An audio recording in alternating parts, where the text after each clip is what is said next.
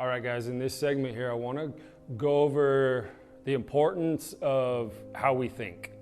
Share some analogies and some tips that you can grab a hold of. And if you look there in the writing, I reference some other resources that are extremely valuable, okay?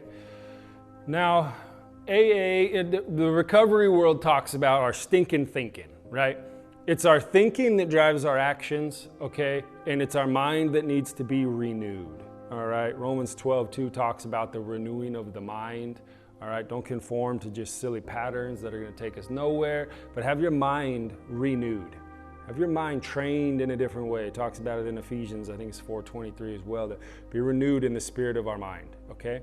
So, that's great, but what does that look like practically speaking? And how do we do that? All right.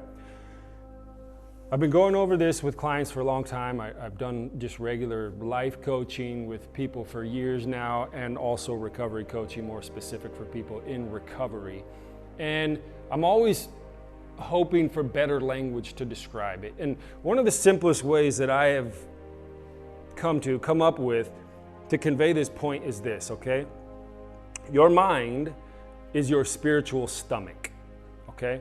What it is you chew on in here, what it is you're thinking about, what it is you're filling your mind with, music, books, movies, TV, conversations, the areas you frequent, what it is you fill this with will be digested through your words and actions. It is your thinking that steers your words and actions.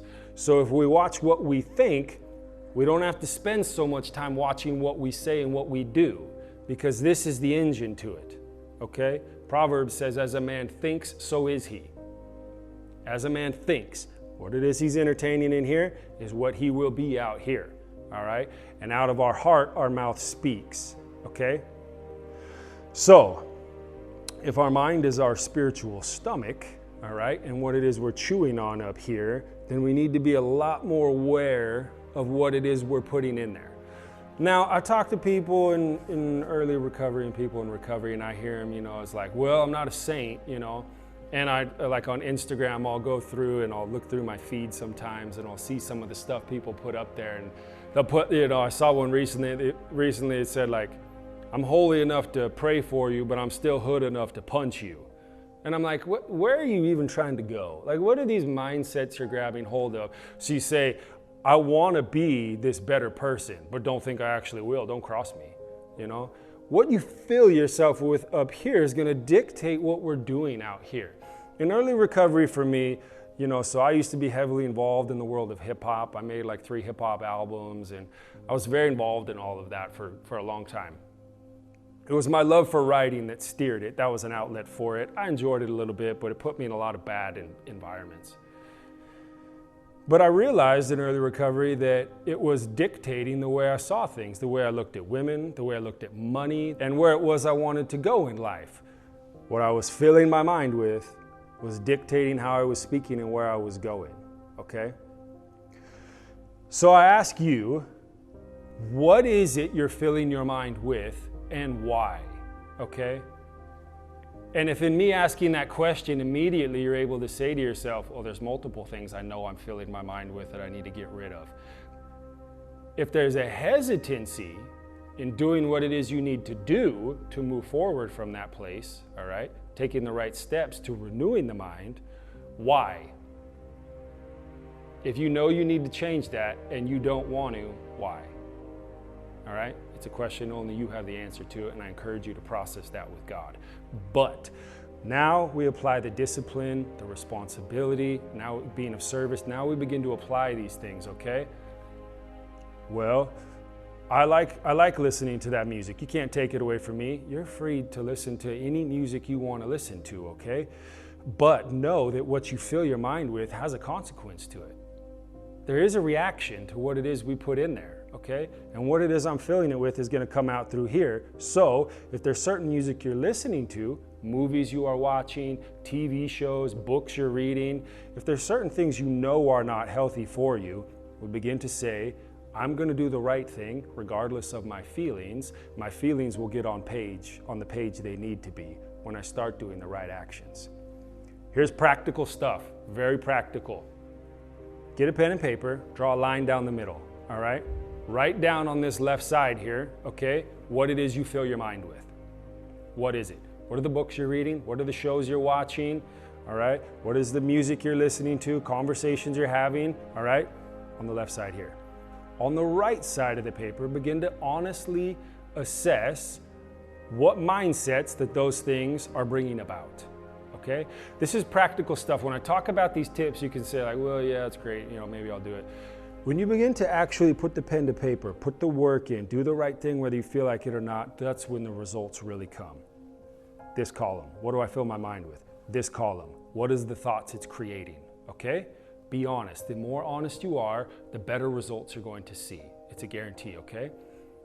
Third, you have that piece of paper, column on each side. Now get a blank piece of paper. And this is what you do. I want you to write down all of the actions that you want in your life, okay? You write down, I would like to have a better perspective towards money. I would like to treat my family better, okay? I would like to have a different perspective of females or males, whatever it is, gender, okay? I would like to be less angry, okay? Write down what it is you truly see for your life and where it is you want to go and the strength of character you want to possess on the inside, okay? You will immediately see that what it is you truly want is not what any of this stuff is talking about. You're not getting it from these places here, and it's obvious in the second column you wrote down, all right, the mindsets that the first column is promoting, and the third column is the third piece of paper, where do you want to go? Where is it you see yourself going? What is the way you want to be living, okay? This next step is really, really simple, all right, but all profundity is birthed from simplicity. This third, the piece of paper over here, you write down the place you really want to be, the way you really want to be living, and then you go find material that you can fill your mind with that's going to take you to that place. There's not anything super complex about it, okay? But to bring it all back, we emphasize your mind is your spiritual stomach. What it is you're filling your mind with is going to fuel you in that direction, okay? When you have that third piece of paper and you write down what it is you really want to see in your character, what it is you really want to see in your relationships, your business, what's the life you really want to live, okay? It is in that place that you begin to say, this is what I need to feed my mind with. I need to change my mental diet, okay? I need to be intentional. I need to do the right thing regardless of my feelings. And I need to begin to fill my mind with, let's read a book on parenting. Let's read a book on relationships. Let's read a book on stewarding finances better. Let's watch shows that are filling my mind with that, because the fuel you put in is dictating the direction that you're going, okay? I encourage you, be honest in the exercise, okay? Be honest. Apply the discipline, responsibility, and hope when you get the area you want. When you get this column that you want, write down the strength of character you really want. Write down the life you really want. And then you go find the fuel to put in the engine to take you to that place. It's simplicity. You partner that with prayer and the other principles we're talking about in this course, you will begin to see immediate results. And when you begin to live in those places, when it's habitual, when you're living there as a lifestyle, the results you're looking for are a guarantee, okay?